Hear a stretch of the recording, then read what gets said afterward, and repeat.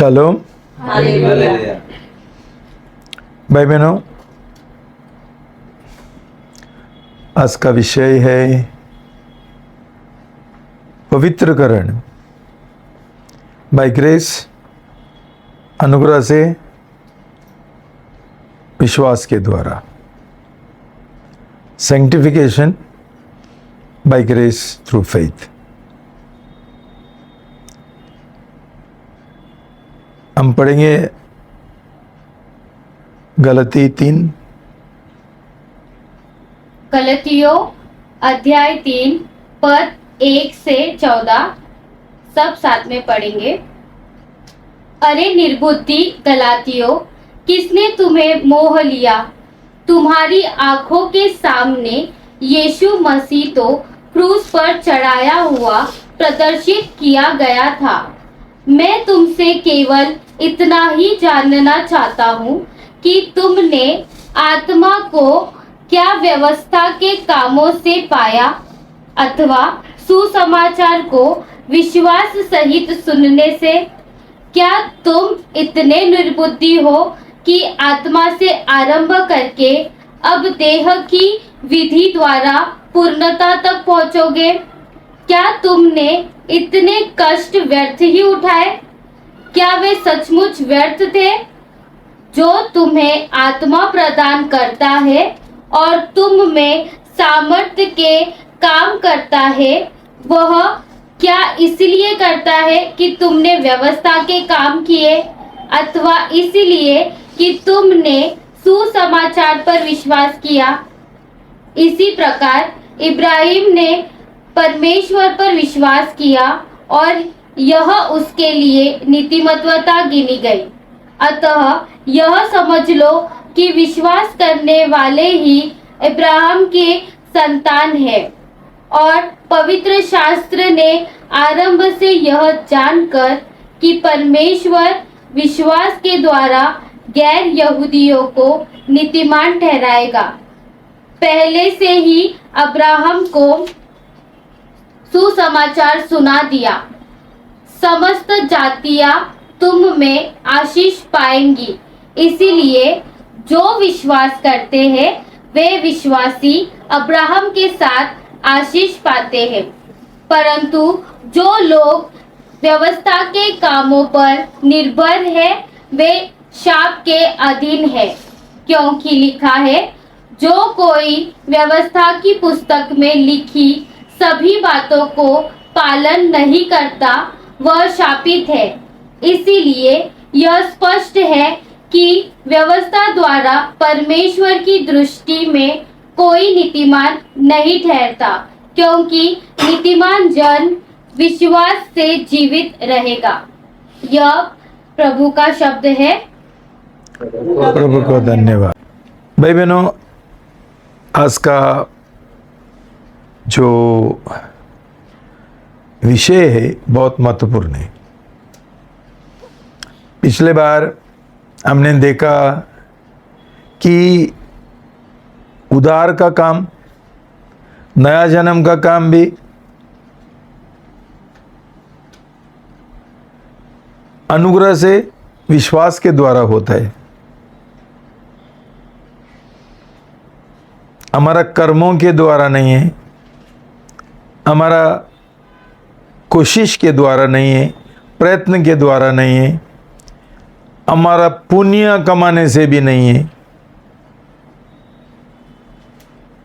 ये उद्धार एक दान है परमेश्वर की ओर से।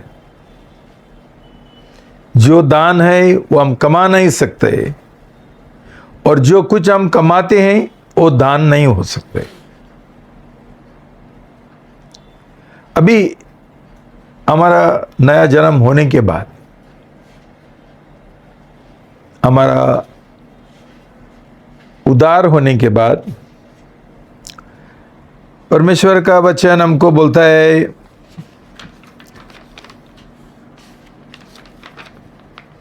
फिलिपी 2:12 और 13,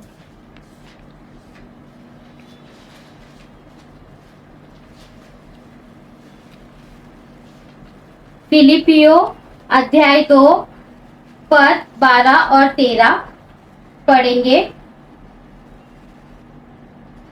इसीलिए मेरे प्रियो, जिस प्रकार तुम सदैव आज्ञा पालन करते आए हो, न केवल मेरी उपस्थिति में परंतु अब उससे भी अधिक मेरी अनुपस्थिति में डरते और कांपते हुए अपने उद्धार का काम पूरा करते जाओ, क्योंकि स्वयं परमेश्वर अपनी सुइच्छा के लिए तुम्हारी इच्छा और कार्यों को प्रोत्साहित करने के लिए तुम में सक्रिय है।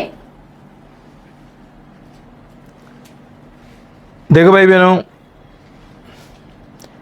हम जानते हैं कि 3 प्रकार का उद्धार है। एक भूतकाल, जो उद्धार हमको मिल चुका है। जो वर्तमान उद्धार है, जो अभी चालू है हमारा उद्धार का काम। और तीसरा है भविष्य का उद्धार, जो हमको उद्धार मिलने वाला है। पहला उद्धार था पवित्र हमारा आत्मा का उद्धार। अभी दूसरा उद्धार जो है वो हमारा प्राण का उद्धार है।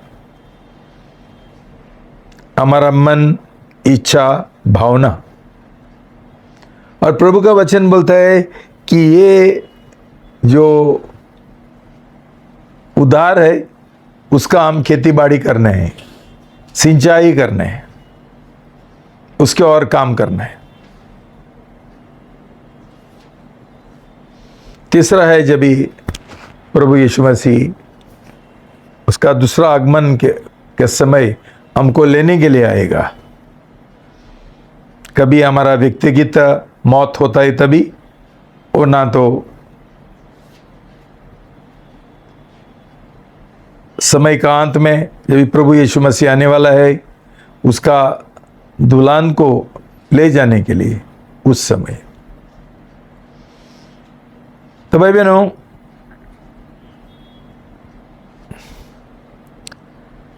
ये जो खेती बाड़ी है, उद्धार का जो काम है, जो प्रभु का वचन बोलता है हमको डर और कांपते हुए हम करना है,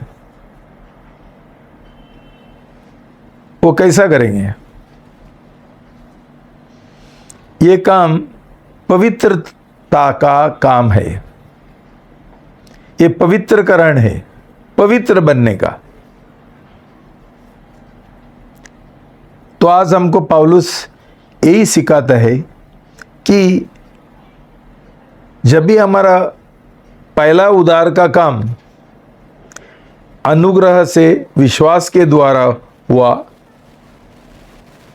तो अभी जो पवित्रकरण का काम है, दूसरा उद्धार, वो हम नियम शास्त्र का पालन करते हुए करेंगे, हमारा शक्ति से करेंगे, हमारा प्रयास से करेंगे।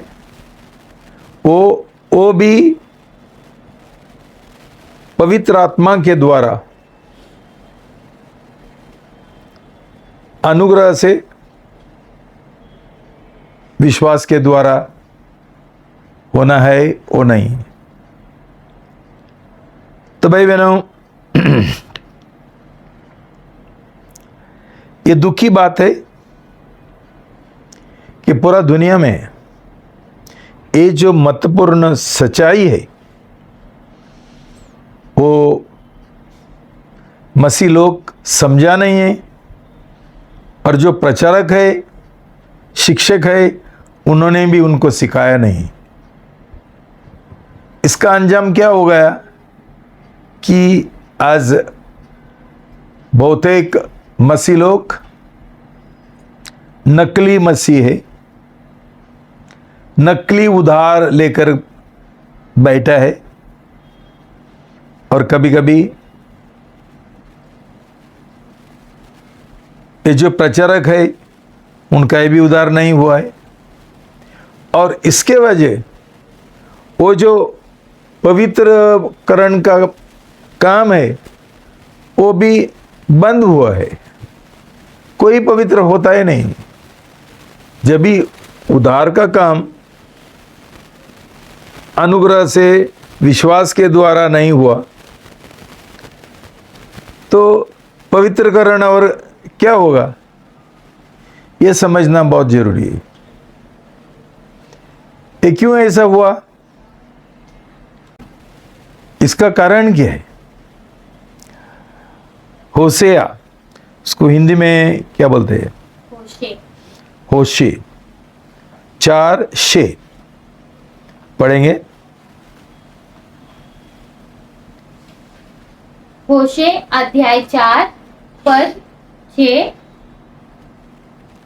अज्ञानता के कारण मेरी प्रजा नाश हो जाती है, इसीलिए कि तूने ज्ञान को अस्वीकार किया है, मैं भी तुझे अपना याजक होने से अस्वीकार कर दूंगा। इसीलिए कि तू अपने परमेश्वर की नियम शास्त्र को भूल गया है, मैं भी तेरी संतान को भूल जाऊंगा।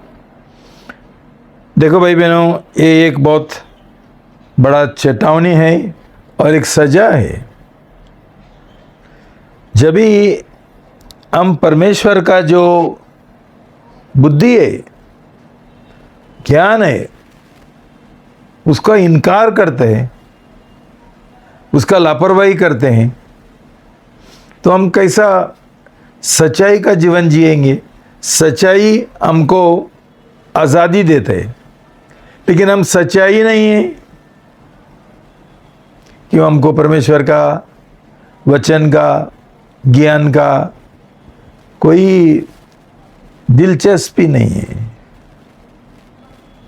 हम परमेश्वर का वचन बराबर पढ़ाई नहीं करते हैं और पढ़ाई करने के बाद हमारा जीवन को हम लागू नहीं करते हैं। तो भाई बहनों, ये कितना दुख एक नज़रिया है, एक नज़ारा है कि आज कलीसिया बेकार कलीसिया बन गया है, कुछ फायदा का नहीं है। लेकिन उनका उदार नहीं होने से उनको समझता ही भी नहीं है। एक नामदारी कलीसिया, नामदारी मसीह बन के जी रहे। क्यों? उनका विश्वास दिमाग का विश्वास है, लेकिन जो दिल का विश्वास है, उन्होंने प्रभु यीशु मसीह के साथ करार नहीं किया, शादी का करार, और उनका जीवन 100% समर्पण नहीं किया और संसार को भी 100% त्यागने के लिए तैयार नहीं है। तो संसार का भी प्रेम करते हैं और प्रभु का दिमाग से काम करते हैं। हम क्या विश्वासी बन जाएंगे? और हमारा क्या उसके आगे पवित्रकरण क्या होगा? सैंक्टिफिकेशन। हम आगे कैसे बढ़ेंगे? हमारा बढ़ोतरी कैसा होगा? हमको पाप के ऊपर विजय कैसा मिलेगा? ये सोच लो भाई बहन।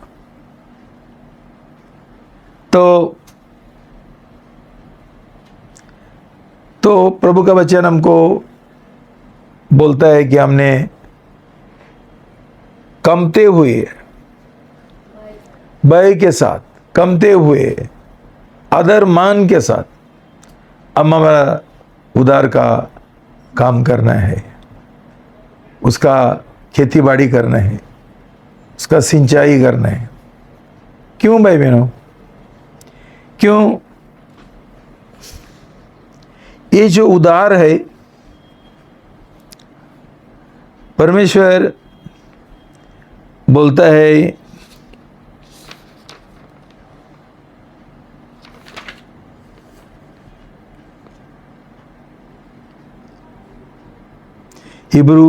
इब्रानियों 2:1-4,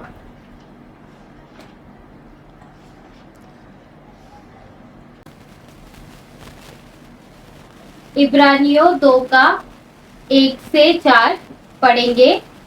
इस कारण हमें चाहिए कि जो कुछ हमने सुना है उस पर और अधिक गहराई से ध्यान दें। ऐसा न हो कि हम उससे भटक जाए, क्योंकि यदि वह वचन जो स्वर्गदूतों के द्वारा कहा गया अटल सिद्ध हुआ और प्रत्येक अपराध और आज्ञा न मानने का ठीक ठीक फल मिला, तो हम ऐसे महान उद्धार की अपेक्षा करके कैसे बच सकेंगे? इसका वर्णन सर्वप्रथम प्रभु द्वारा किया गया और इसकी पुष्टि सुनने वालों ने हमारे लिए की। परमेश्वर ने भी चिन्ह, चमत्कार और विभिन्न प्रकार के आश्चर्य कर्मों तथा अपनी इच्छा के अनुसार पवित्र आत्मा के वरदानों के द्वारा इसकी गवाही दी। अभी हम साम 2:11-12 पढ़ेंगे।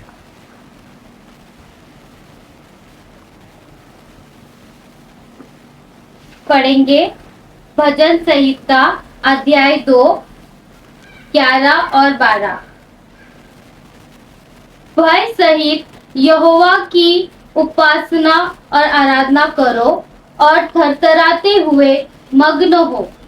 पुत्र का सम्मान करो, ऐसा न हो कि वह क्रोधित हो जाए और तुम मार्ग में ही नष्ट हो जाओ, क्योंकि उसका प्रकोप शीघ्र भड़क सकता है।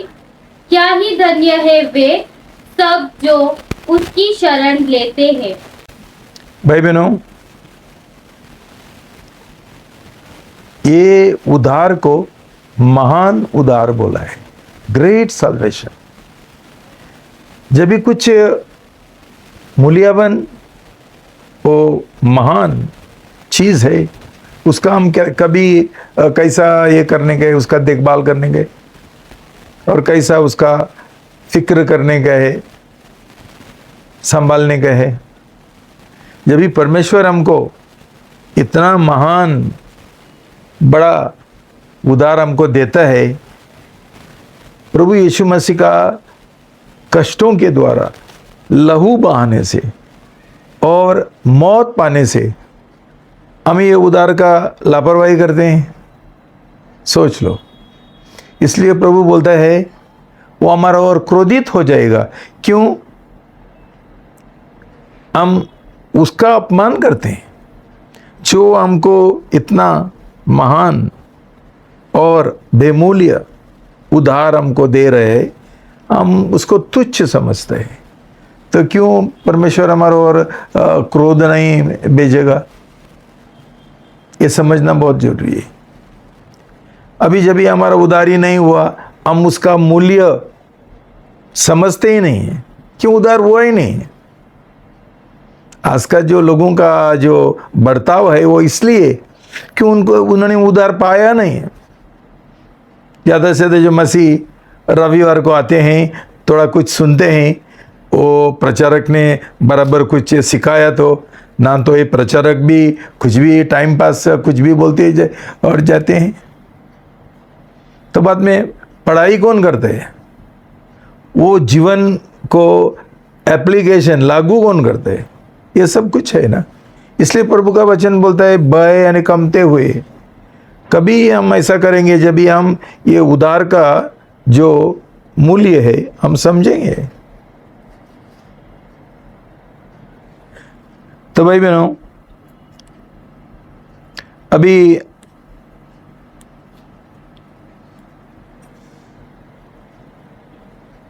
हम पढ़ेंगे इफिसी 2, 8 और 9। इफिसियों अध्याय 2 पद 8 से 10। क्योंकि अनुग्रह से विश्वास के द्वारा तुम्हारा उद्धार हुआ है, और यह तुम्हारी ओर से नहीं वरन परमेश्वर का दान है। यह कर्मों के कारण नहीं, जिससे कि कोई घमंड करे, क्योंकि हम उसके हाथ की कारीगरी है जो मसीह यीशु में उन भले कार्यों के लिए सृजे गए हैं जिन्हें परमेश्वर ने प्रारंभ ही से तैयार किया है कि हम उन्हें करें।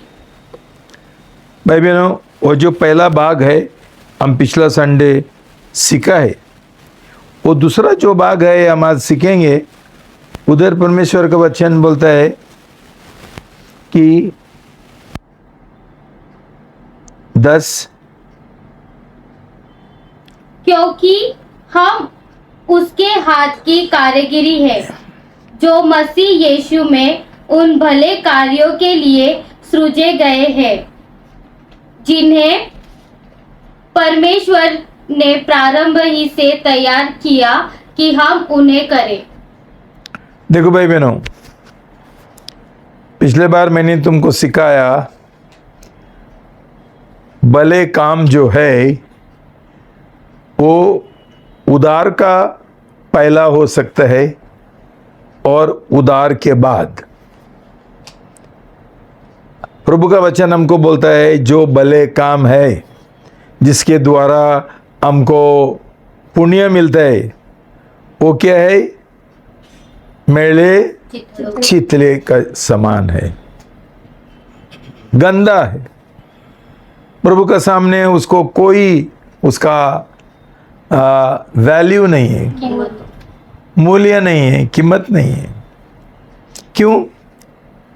उसके द्वारा क्या होता है, हम खुद काम करना चाहते हैं भले काम के द्वारा हमारा उधार का, और परमेश्वर बोलता है उधार ये मेरा दान है। तो हमारा कर्मों के द्वारा और हमारा प्रयत्न के द्वारा नहीं है, नहीं हो सकते। इसलिए परमेश्वर का सामने हमको पाप का क्षमा नहीं मिलता है, हमारा उद्धार नहीं होता है, नया जन्म नहीं होता है। कितना ही भी हम भले काम करेंगे और कितना ही भी हम पुण्य कमाएंगे, परमेश्वर का सामने ये बिल्कुल शून्य है। लेकिन यहाँ हमको प्रभु का वचन बोलता है उद्धार के बाद भले काम होना चाहिए। ये क्या भले काम है? प्रभु का वचन फिर एक बार बोलता है ये भले काम जो है वो परमेश्वर का इच्छा के अनुसार है, हमारा इच्छा के अनुसार नहीं है। क्यों? परमेश्वर ने हमको हर एक जन को ये भले काम पहला ही से ही तैयार करके रखा है। तो हमने परमेश्वर का इच्छा क्या है, क्या हमारा काम है, क्या हमारा भला काम हम करना है, ये सब हम ढूंढ के निकालेंगे। पवित्र आत्मा हमको मदद करता है परमेश्वर का इच्छा जानने के लिए, ताकि हम जैसा हमको चाहिए हम नहीं कर सकते हैं। ऐसा करेंगे तो फिर एक बार ये भले काम का कुछ फायदा नहीं रहेगा। बहुत सारा कुछ है, लेकिन परमेश्वर ने एक एक जन को अलग अलग भला काम रखा है, वो हम जानना चाहिए प्रार्थना के द्वारा और पवित्र आत्मा का मदद के द्वारा। ना तो हमारा जो पवित्रकरण का जो काम है वो बेकार हो जाएगा, हम आगे नहीं बढ़ेंगे। क्यों? हम परमेश्वर का इच्छा नहीं करते हैं, हम हमारा इच्छा के अनुसार भला काम करना चाहते हैं। और आप जानते हैं कि रेवलेशन में जो ये है प्रकाशित वाक्य है, उसमें लिखा है कि ये सही भले काम ऊपर जाते हैं और ये भले काम का हमारा दुल्हन का शादी का वस्त्र तैयार होता है। तो भाई बहनों, अभी हम समझेंगे भला काम जो है उसका कितना ज़रूरी है जब भी हम वो परमेश्वर का इच्छा के अनुसार चलते हैं और उसका महिमा के लिए करते हैं और उसका उद्देश्य पूरा करने के लिए। ऐसे नहीं है अभी सब लोग का ये खुला करते हैं, क्या है ये अनाथ आश्रम, दूसरा लोग सामाजिक काम करते हैं। भाई बहनों, ये तरीका अभी ये हो गया, एक कमर्शियल हो गया, कमर्शियल हो गया। मतलब क्या है, जिधर हमको पैसा मिल सकते हैं बाहर गाँव का, वैसा ही हम काम शुरू करते हैं ताकि हमको पैसा मिले। तो बहुत लोगों का जो मन है और उनका उद्देश्य जो है वो सही नहीं है। क्यों ये पास्टर लोगों का उदारी नहीं हुआ, तो ये संसारी बढ़ोतरी के लिए, आत्मिक नहीं शारीरिक बढ़ोतरी के लिए ये सब लोग कर रहे हैं। बाद में ये इसको फॉरेन में जो पैसा आता है, ये भी इसलिए हमारा प्रधानमंत्री ने सब कुछ बंद कर दिया, और अच्छा हुआ कि ये परमेश्वर का वचन के अनुसार नहीं है। मसीह लोगों ने उनका पैसा से, उनका डोनेशन से, बाहर का गांव का लोगों का नहीं है।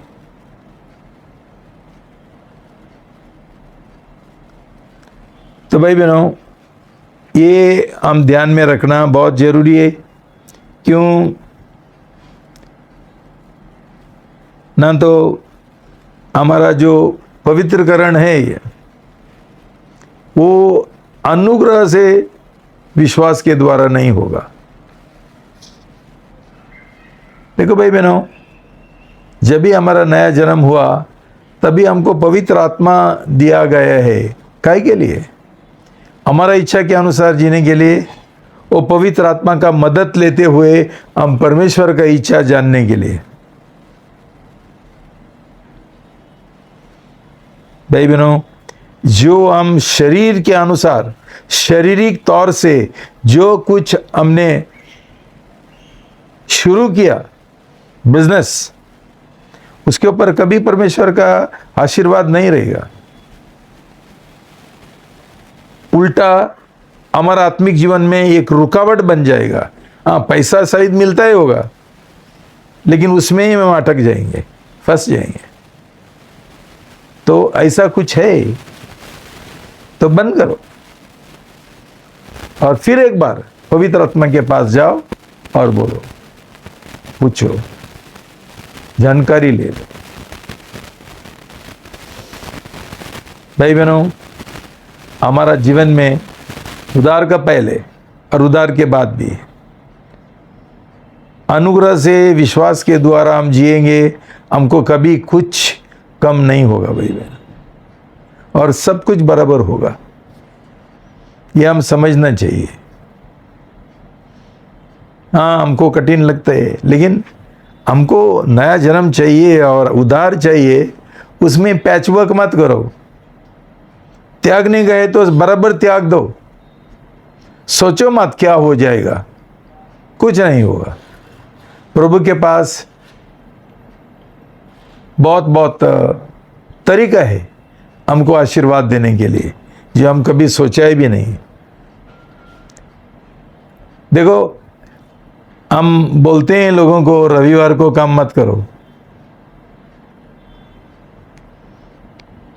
और जिन्होंने ये काम छोड़ दिया, ये लोग मर रहे क्या भूखे से? और प्रभु उनको आशीर्वाद दे रहे। जो हम लोगों ने कुछ शुरू किया हमारा नया जन्म होने से पहले, उसको हम गले लगे के क्यों बैठते हैं? पैसा मिलता है इसलिए। तो किधर है हमारा विश्वास? अनुग्रह से विश्वास के द्वारा। किसके ऊपर विश्वास है हमारा? प्रभु के ओर, वो हमारा शक्ति के ओर, काम के ओर, हमारा बुद्धि के ओर। ये हमारा बुद्धि का उत्पादन है, प्रोडक्ट है बुद्धि का। मेरा बुद्धि से मैंने किया। भाई बहनों, इसलिए हमारा आत्मिक बढ़ोतरी होता ही नहीं कि हम उल्टा परमेश्वर का जो क्रोध है वो हमारे ऊपर आया है, कि हम परमेश्वर का जो वचन है, ज्ञान है, बुद्धि है, वो हमने ढूंढा नहीं है, उसका लापरवाही किया और हमारा दिमाग इस्तेमाल करते हुए हम सब लोग सब कुछ चलाते हैं और बोलता है अच्छा से पैसा आता है, मैं मज़ा कर सकता हूँ, बंद करेगा तो मैं फंस जाएगा। भाई बहनों, पवित्र आत्मा के द्वारा परमेश्वर का इच्छा क्या है वो ढूंढो। तुमको पवित्र बनने गए तो परमेश्वर का इच्छा ना करने से हम कभी पवित्र नहीं बन सकते, हमको अभिषेक कभी नहीं मिल सकते। क्यों? ये एक रुकावट बन जाता है हमारा जीवन में। ओके, तो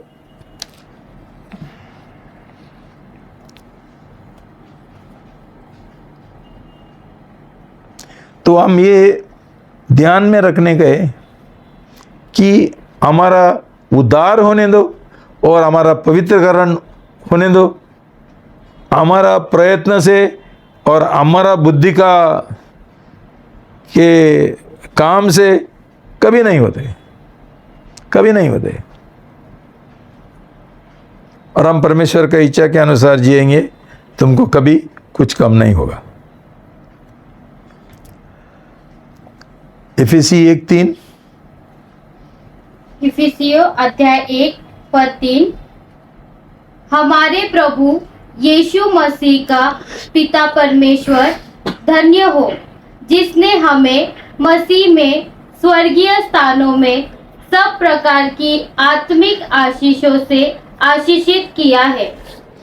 भाई बहनों, ये ध्यान में रखो, तुम्हारा सचमुच नया जन्म हुआ तो परमेश्वर का वचन बोलता है तुमको भरपूरी से जो आशीषें हैं उससे तुमको भर दिया, प्रभु ने आशीषों से भर दिया। तो आज तुम रोते हैं और कुड़कुड़ते हैं, इसका एक ही अर्थ है कि तुम्हारा नया जन्म नहीं हुआ।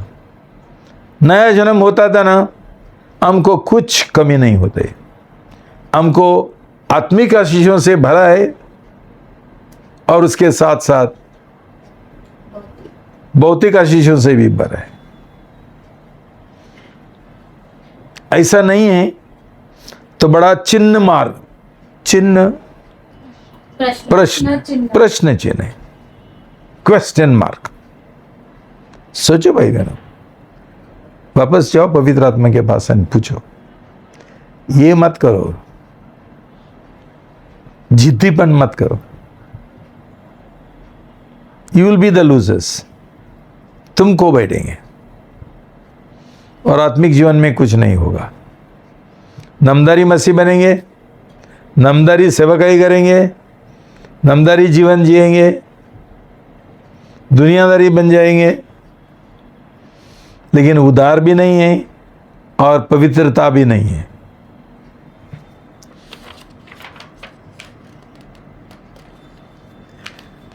भाई बहनों,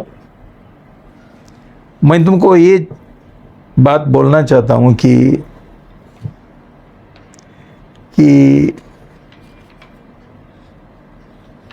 हमारा परमेश्वर बिल्कुल निश्चित है, निश्चय हमारा उद्धार करने के लिए। क्यों? उसने ये जो उद्धार का काम है वो उसका महिमा के लिए है। वहां इतना उसने हमारा प्रेम किया, इतना प्रेम किया, इसका एक झलक भी हमारा दिल में हम ले सकते हैं क्या? क्यों परमेश्वर ने इतना हमारा प्रेम किया? पूछो ना, जब भी तुम प्रार्थना करते हैं, प्रभु कितना इतना क्यों प्रेम किया? एक पिता परमेश्वर उसका एकलौता पुत्र को दे देता है।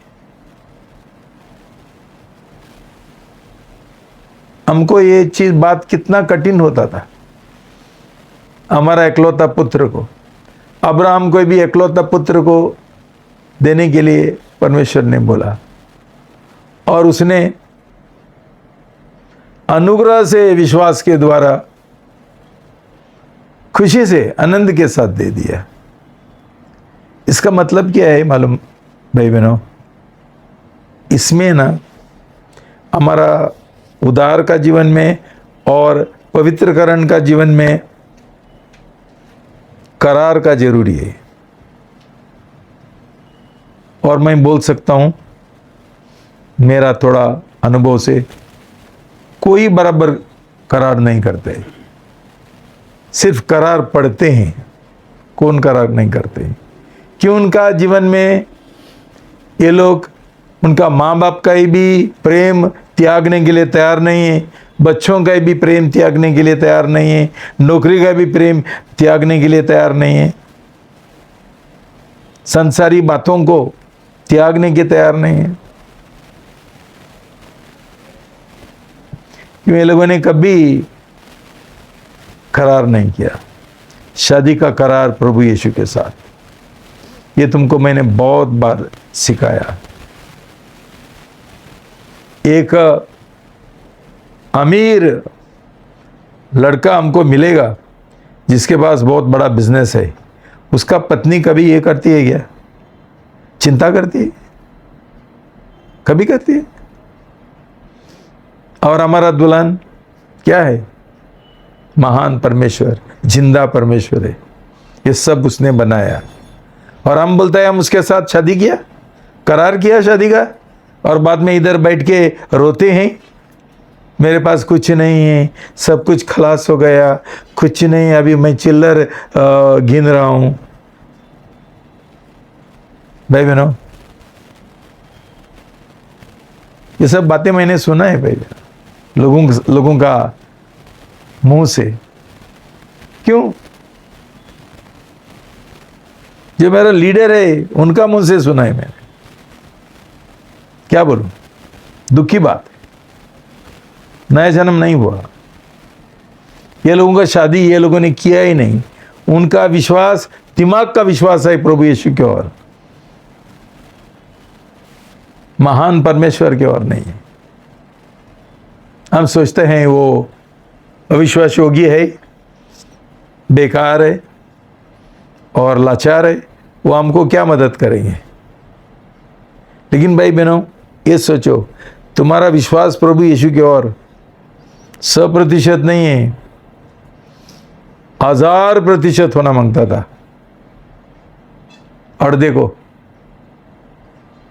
भाई बहनों, छुटकारा के लिए प्रार्थना करो, ये बंधन से छुटकारा पाने के लिए प्रार्थना करो। ऐसा ही नहीं होगा। तुमको पवित्र बनने गए, तुम्हारा उद्धार होने गए, ये सब जो बंधन है,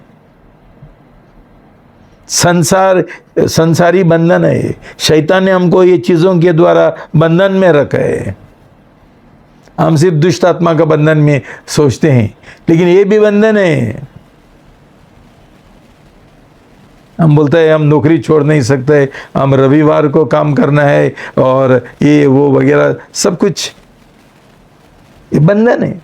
शैतान ने ये संसारी वस्तुओं के द्वारा, पैसा का लालच के द्वारा, और अलग अलग उसमें ये भी रहता है, प्राणिक बंधन भी रहता है, सभी की बंधन है, अलग नहीं है। और शैतान उसका इस्तेमाल करता है हमको गुलाम करने के लिए, ताकि हम परमेश्वर का पूरा दिल से, पूरा मन से, पूरा शक्ति से, पूरा प्राण से हम उसका प्रेम नहीं करें, हम उसको हमेशा डाउट करें, शंका करें। ये सब कुछ छोड़ेगा तो प्रभु मुझे संभालेगा ही क्या? किधर से पैसा आएगा? हमारा सोच विचार बहुत है, चिंता बहुत है, हमको नींद भी नहीं आती है। ओके, तो भाई बहनों, हम थोड़ा देखेंगे प्रभु का वचन क्या बोलता है। इब्रानी 8:7,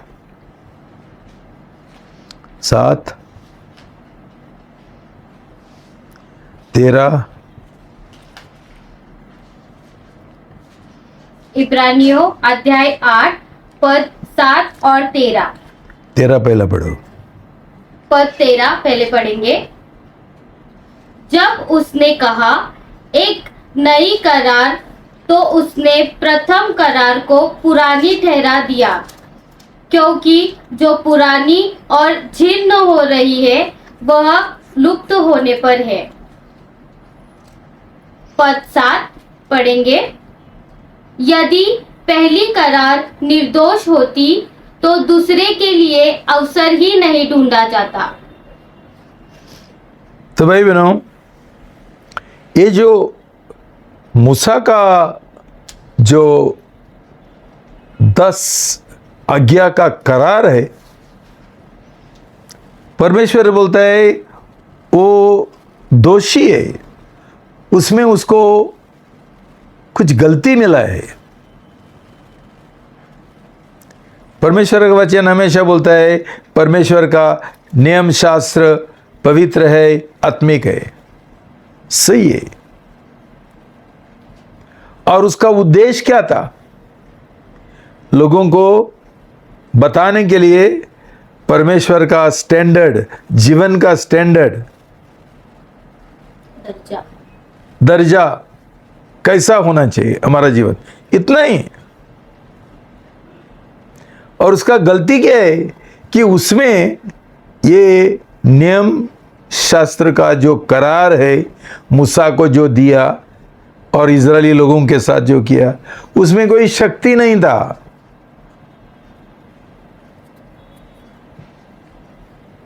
तो इसलिए लोग ये नियम जो है उसका आज्ञा पालन नहीं कर सकते थे, हार पाए हैं।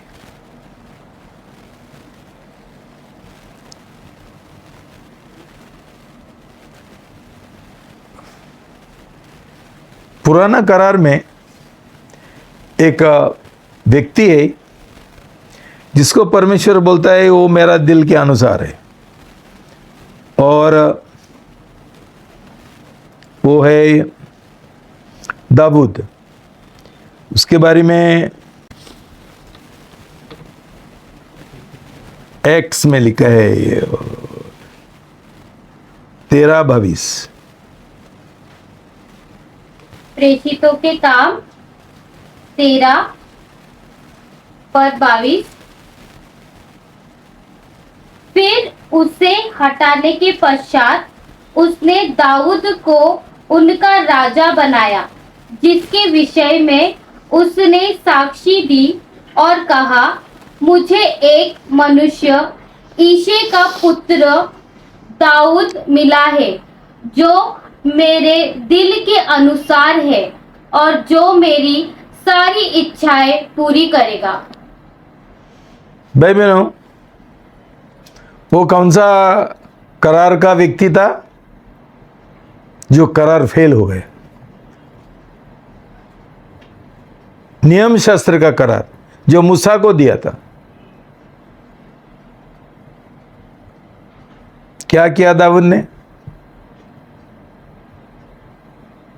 उसका एक जो सैनिक था उसको मार डाला और उसका पत्नी के साथ शादी किया, बेविचार किया।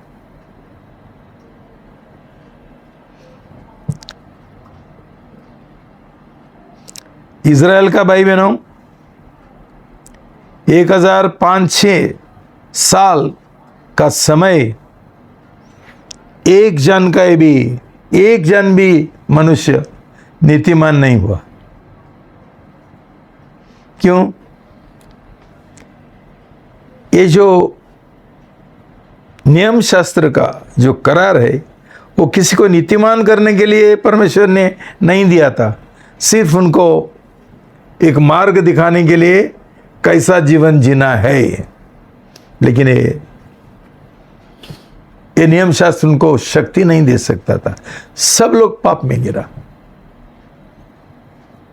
परमेश्वर उनको दिखाना चाहता था कि मेरे बिना, मेरा अनुग्रह का बिना और तुम्हारा खुद का शक्ति के साथ और प्रयास के साथ, प्रयत्न के साथ तुम कभी तुम्हारा उद्धार नहीं हो सकता है और तुम कभी पवित्र नहीं बन सकते। ये अनुग्रह का काम है, परमेश्वर का दया का काम है, पवित्र आत्मा का शक्ति का काम है, और ये मैं तुम्हारा लिए मेरा दान है। तुम ये कमा नहीं सकते। शायद हम इसके बारे में जानते हैं, उद्धार का संबंधी उसके बारे में, लेकिन हमको लगता है जैसा पौलुस ने गलती लोगों को क्या बोला, तुम मूर्ख लोग है, निर्बुद्धि है, किसने तुम्हारे पास जादू किया? जब भी तुम्हारा उद्धार जो है वो पवित्र आत्मा का शक्ति से हुआ, अनुग्रह से हुआ, विश्वास के द्वारा हुआ, तो अभी तुम ये करना चाहते हैं, वापस जो यहूदी नियम शास्त्र है उसका पालन करना चाहते हैं आगे बढ़ने के लिए। क्यों? कई लोग वो कलीसिया में आके, गलती कलीसिया में आके उनको सिखाते थे कि जो प्रभु यीशु मसीह ने काम किया वो अधूरा है। अभी हमने यहूदी जो नियम शास्त्र है उसका भी पालन करने गए, ज़्यादा से ज़्यादा यहूदी जो खतना है वो भी करने गए। और पौलुस इतना चिढ़ जाता है, उनको क्या क्या बोलते हैं, पागल है। तो भाई बहनों, ये परमेश्वर के लिए वो बहुत बड़ा ये है, अपमान है। मैंने सब कुछ किया, क्यों परमेश्वर उसका खुद का जो नियम शास्त्र है, वो करार है, वो रद्द करेगा? क्या बोला उधर? वो ऑब्सोलीट इन इंग्लिश, बेकार बनाया। 13 इब्रानियों 8:13। जब उसने कहा एक नई करार, तो उसने प्रथम करार को पुरानी ठहरा दिया। पुरानी और क्योंकि जो पुरानी और जीर्ण हो रही है वह लुप्त होने पर है। लुप्त क्यों? और प्रभु बोलता है उसने ही उसमें चूक और गलती निकाला, फॉल्टी, और दूसरा करार बनाया। और दूसरा करार मालूम है कितना खतरनाक है? ऐसा करने का क्या जरूरी था कि उसको खुद का पुत्र को बेचना पड़ा? हमारे तरफ से, इंसान का तरफ से कष्ट उठाने के लिए। और ये उसका द्वारा जो मारा उसको क्या बोलते हैं, फ्लैजेलेशन, उसका कुड़े खाने से मौत पाया। इतना कष्ट खुद का पुत्र के लिए। एक करार वो रद्द करता है, दूसरा करार स्थापित करने के लिए इतना कष्टों के द्वारा। भाई बहनों, इसका मतलब है अनुग्रह का जो करार है वो सबसे महत्वपूर्ण है, उत्तम है, सर्वोत्तम है। ये करार के अनुसार हम जीना है। ऐसा एक अनुग्रह का करार परमेश्वर ने अब्राहम के साथ किया था। उस समय मूसा का कोई नियम शास्त्र नहीं था, और उसका फायदा अब्राहम का पूरा वंश को मिलने वाला है, उसका फायदा। और उसका एक ये था बेटा था इसाक था, और इसाक का 2 बेटे थे, याकूब और ईसाऊ। और याकूब का एक बेटा था जोसेफ, यूसुफ। वो ये करार का फायदा उसको मिला। आप जानते हैं उसका स्टोरी, कैसा उसको पोतीफार, जो मिस्र देश में बड़ा अधिकारी था, उसका घर में उसको काम मिला। सब कुछ उसका मालिक ने उसका हाथ में दे दिया। लेकिन उसका बीवी, पोतीफार का बीवी, इतना कोशिश किया उसने उसको फुसलाने के लिए कि उसके साथ बेविचार का पाप करो करके। बेचारा सब कुछ छोड़ के भाग गया। उसने उसका पत्नी को बोला, जेनेसिस 13:10,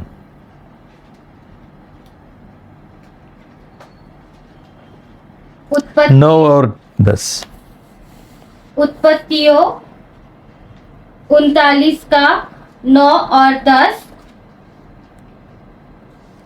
इस घर में मुझसे बड़ा और कोई नहीं। उसने तुझे छोड़ जो उसकी पत्नी है, कोई अन्य वस्तु मुझसे नहीं रख छोड़ी है। तब मैं ऐसी बड़ी दुष्टता करके परमेश्वर के विरोध में कैसे पाप कर सकता हूँ? और ऐसा हुआ कि वह दिन प्रतिदिन यूसुफ को मनाती रही, पर उसने उसके साथ लेटना या उसके संग रहना स्वीकार नहीं किया। भाग गया। क्यों? किसने उसको इतना शक्ति दिया जो दाऊद के पास नहीं था? अब्राहम का जो अनुग्रह का करार है, उसको उसका फायदा मिला, शक्ति मिला, भाग गया। उसने बोला ये सिर्फ पाप मेरा मालिक के विरुद्ध नहीं है, मेरा परमेश्वर का विरुद्ध है। भाई बहनों, हमारा पवित्रकरण जो है उसको हमको विजय नहीं मिलेगा जब भी हम परमेश्वर के साथ, प्रभु यीशु के साथ हम ये करार करेंगे तो वो हमको शक्ति नहीं देगा। पवित्र आत्मा हमको दिया ही नहीं है क्या? जब भी हम नया रचना बन गया, हमारा नया जन्म हो गया, पवित्र आत्मा हमको इसलिए मिला ना। हमने सिर्फ बपतिस्मा नहीं लिया, पानी का बपतिस्मा के साथ साथ पवित्र आत्मा का बपतिस्मा मिलना जरूरी है, ताकि ऐसा पाप के और विजय हमको मिलने के लिए। ये पवित्र आत्मा का काम है। पवित्र आत्मा है जो प्रभु यीशु मसीह ने क्रूस के ऊपर जो हमारा उद्धार का और पवित्रकरण का काम किया, वो हमको लागू करता है जब भी पवित्र आत्मा के साथ हमारा रिश्ता है और हमने समर्पण किए है। हर एक बातों में, हर एक कष्टों में, हर एक जो कल्पना है और उद्देश्य है, हम गलत रीति से नहीं होने के लिए हम पवित्र आत्मा का शक्ति उसका मदद मांगेंगे, वो हमको देता है। हमको पाप में गिरने के लिए नहीं देगा। ये नया करार का सबसे बड़ा चमत्कार है भाई बहनों। हम उसका इस्तेमाल नहीं करते क्यों? हमारा करार हुआ ही नहीं प्रभु यीशु के साथ। हमने ऐसा ही बपतिस्मा लिया 100% पूरा विश्वास के साथ, 100% विश्वास। ऐसा है? बेदारी कैसा आएगा? हम बेदारी के बारे में सोच रहे और सीख रहे। कैसा बेदारी? बेदारी अनुग्रह के ऊपर निर्भर है, विश्वास के द्वारा। विश्वास किसके ओर? हम बहुत बार हम बोलते हैं हम प्रभु यीशु के ऊपर विश्वास करते हैं। कौन है ये प्रभु यीशु और क्या विश्वास है हमारा? प्रभु यीशु हवा में नहीं है। प्रभु यीशु वो है जो परमेश्वर का एकलौता पुत्र है। हमारा लिए वो मनुष्य बन गया, हमारा पाप उसने उठाया, जो हमारे ऊपर श्राप था वो भी उसने उठाया। क्यों प्रभु का वचन बोलता है, curse is the man who hangs on the tree. जो जो श्रापित है वो मनुष्य जो झाड़ पर लटकाया गया है। हमारा जगह था वो क्रूस के ऊपर, लेकिन प्रभु यीशु मसीह गया। इतना प्रभु यीशु मसीह ने किया हमको ये दान देने के लिए, नया जन्म का, उद्धार का और पवित्रकरण का, पाप के ऊपर विजय पाने के लिए। कोई संघर्ष करने का जरूरी नहीं है भाई बहनों, यही मैं तुमको सिखाना चाहता हूं। पाप के ऊपर विजय पाने के लिए संघर्ष करने का नहीं, कोई जरूरी नहीं। अनुग्रह से, विश्वास के द्वारा। क्या विश्वास? प्रभु यीशु मसीह ने समाप्त किया उसका उद्धार का काम, क्रूस के ऊपर समाप्त किया, अधूरा नहीं छोड़ा। इट इज फिनिश्ड, पूरा हो गया। हम उसको कुछ मिर्ची मसाला डालने का कोई जरूरी नहीं है। लेकिन ये नहीं समझते, मेरा लोग अज्ञानता के वजह मर रहे। ऐसा मसीह लोग मर रहे कि उनको ये मालूम नहीं है कि ये करार है, जिसको हम अनुग्रह का करार बोलते हैं। और परमेश्वर ने इतना कष्ट उठाने से पहला वाला रद्द करते हुए ये नया करार स्थापित किया, ताकि हमको उसका फायदा मिले। और हमको पवित्र आत्मा दिया ये पवित्रकरण का काम करने के लिए।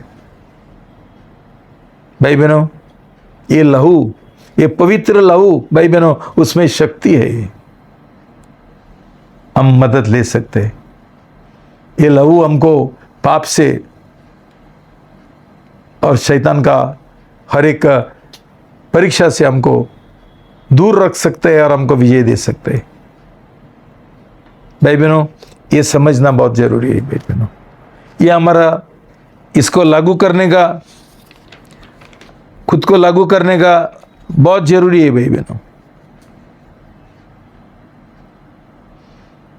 हमको कोई मनुष्य के ऊपर निर्भर रहने का जरूरी नहीं है। हमको हमारा जो प्रयास है, प्रयत्न है, उसके ऊपर निर्भर रहने का जरूरी नहीं। लेकिन हम जब ये नहीं समझते हैं ना, हम कुछ भी बोलते हैं, कुछ भी प्रार्थना करते हैं। क्यों? ये हमारा मन में क्लियर नहीं है, साफ साफ नहीं है। इतना आसान बना के दिया हमको, बोलता है ये दान है। तो भाई बहनों, हम हमेशा, प्रभु का वचन क्या बोलता है? मेरा लोग, मेरी प्रजा, जो मेरा नाम से कहलाते हैं, ये लोग नम्र बनेंगे। भाई बहनों, हम नम्र बनने के लिए तैयार है। हम उपवास प्रार्थना करने के लिए तैयार है। हम पश्चाताप करने के लिए तैयार है। ये कंडीशंस लागू होते हैं, ये शर्तें लागू होते हैं। उसके बाद अनुग्रह से, विश्वास के द्वारा सब कुछ मिलते हैं। हम पाप का जीवन जिएंगे और बोलेंगे अनुग्रह के से, इसके द्वारा नहीं। पहला पश्चाताप, पहला नम्र बनो। हमको नम्र बनने का नहीं है, हमारा इच्छा के अनुसार चलने का है, हमको बलिदान करने का नहीं है, कुछ नहीं है। हमारे संसारी बातों के लिए हम लोग बलिदान करेंगे, इतनी आत्मिक बातों के लिए नहीं है।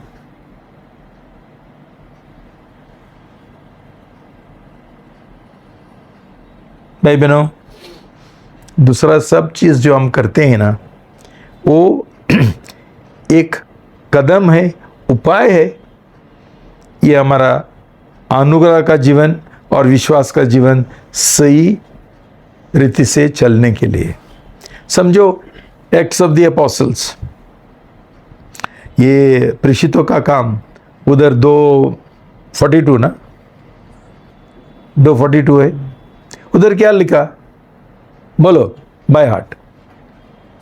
रोटी तोड़ने हाँ और संगति हाँ। भाग रखने हाँ और एक दूसरे के साथ मिलने के लिए लॉगिन रहे। हाँ, लवलीन थे भाई बहनों। ये करने से हमको ये नहीं मिलते, उधार नहीं मिलते, ये हम करना है। क्यों? ये सही रीति से करेंगे तो परमेश्वर हमको मदद करेगा अनुग्रह से, विश्वास के द्वारा जीने के लिए और सब शक्ति पाने के लिए पवित्र आत्मा के द्वारा। पवित्र आत्मा, उसका नाम ही है पवित्र आत्मा। क्यों? उसको हमको दिया गया है ताकि वो हमको पवित्र करे। इसलिए परमेश्वर का वचन भी हमको पवित्र करते हैं जब भी हम वचन का आज्ञा पालन करते हैं। तो भाई बहनों, ये जो भले काम है वो क्या, उसका मतलब क्या है? इसका मतलब ये है कि पवित्र आत्मा हमारे अंदर जी रहे है और हमको वो मार्गदर्शन कर रहे क्या क्या फल हम उत्पन्न करना है। ये हमारा जो अंदर उद्धार हुआ, नया जन्म हुआ, ये उसका एक क्या है, एक फल है जो बाहर हम देख सकते हैं। कोई पेड़ सही पेड़ है तो हम बोलते हैं फल किधर है, और ये फल क्या है? फल है सुप्रीति का जीवन। तभी हम सुप्रीति का जीवन जी सकते हैं, परमेश्वर का जैसा, लोगों का सेवा करने में, लोगों का प्रेम करने में, लोगों को मदद करने में। क्यों? ये दिखावा नहीं है, हमारा शक्ति से नहीं, लेकिन पवित्र आत्मा हमारा अंदर से हमको विवश करता है ऐसा फल लाने के लिए, उत्पन्न करने के लिए। तो भाई बहनों, जब भी हम प्रार्थना करेंगे ये आज का संदेश लेकर, देखो कैसा तुम्हारा जीवन बदल जाता है। पहला शर्तें लागू होते हैं, कंडीशंस अप्लाई। मतलब हमारा जब भी हमारा पाप है, पाप कबूल करना, पश्चाताप करना, ये करना, कबूल करना, और बार बार हमारा जो करार, साल में एक बार नहीं है, करार दोहराओ हर बार आपका प्रेम। फिर एक बार प्रभु को बोलो, फिर एक बार, प्रभु तेरा सिवा मेरा कोई नहीं, तुम मेरा एक ही प्रेम है, पहला प्रेम है। ये हमारा जीवन में बिल्कुल टिक टाक होना चाहिए, इसमें कोई गड़बड़ नहीं होना चाहिए। संसार के और संसार हमारा, हम संसार का नफरत करना चाहिए, और हमारा विश्वास, हमारा जो दूल्हा है, जो हमारा प्रेम करता है और देखभाल करता है, और हर एक जो हमको ज़रूरी है वो पवित्र आत्मा के द्वारा वो हमको ये करते हैं, इंतजाम करते हैं। बस हो गया, हर एक चीज़ हमको मिलता है, हर एक चीज़। क्यों? प्रभु यीशु मसीह ने सब बंदोबस्त करके, इंतजाम करके रखा है। अनुग्रह से, विश्वास के द्वारा हम हासिल करना है। हो गया भाई बहनों, उद्धार का काम, पवित्रकरण का काम बिल्कुल आसान होता है। शैतान ने हमारा मन में डाला, तू कैसा करेगा? क्यों? शैतान हमको बोलता है तुम्हारा शक्ति से करो, नहीं होते। सब लोगों को उसने बहकवा के रखा है, और आज ये मुर्दा कलीसिया चल रहे, उसमें कुछ नहीं होता है। एक नकली बपतिस्मा होते है, बस उसके बाद गाना चलते है ज़बरदस्त 15-16 और आवाज़, और क्या है? जीवन का परिवर्तन नहीं है, पाप के ऊपर कोई विजय नहीं है। ऐसा गई वैसा। शैतान बहुत खुश है भाई बहनों, सब कलीसिया परमेश्वर का कलीसिया नहीं है, बहुत बहुत कलीसिया शैतान का है। तो आप सावधान रहना, प्रभु तुमको आशीर्वाद दो। God bless you. प्रभु मैं बहुत बहुत बहुत धन्यवाद देता हूँ प्रभु, आपका शक्ति के लिए, आपका अनुग्रह के लिए। पवित्र आत्मा के द्वारा आपने मुझे मदद किया प्रभु। ये बात, ये महत्वपूर्ण सुसमाचार, सही सुसमाचार लोगों तक पहुंचने के लिए प्रभु प्रार्थना करता हूं, उनका मन खोल दो, दिल खुला करो प्रभु, और उनको समझने के लिए आपका बुद्धि उनको दे दो प्रभु, ताकि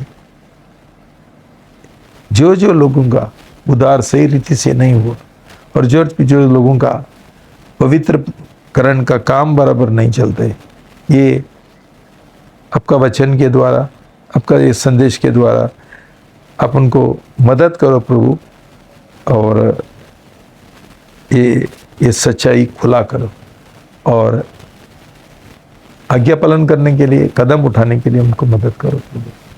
धन्यवाद, अपने हमारा प्रार्थना सुन लिया। प्रार्थना प्रभु यीशु मसीह का नाम से करता हूँ, आमीन।